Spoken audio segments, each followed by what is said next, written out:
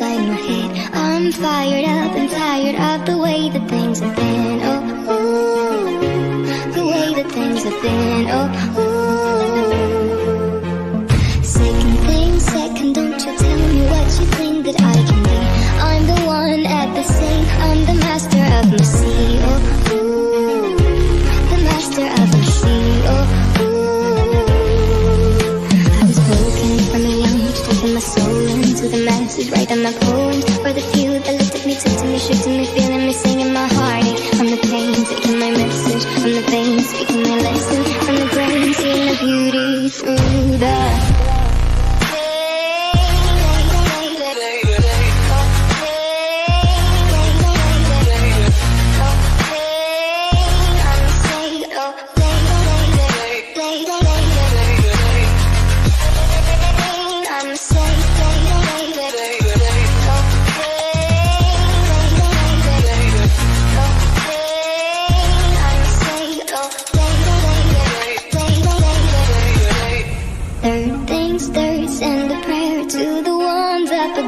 all the hate that you've heard has turned your spirit to a dove. Oh, ooh, your spirit up above. Oh, ooh.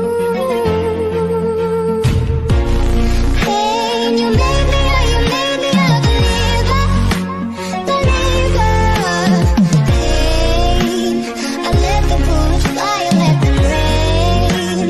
My love, my God, they keep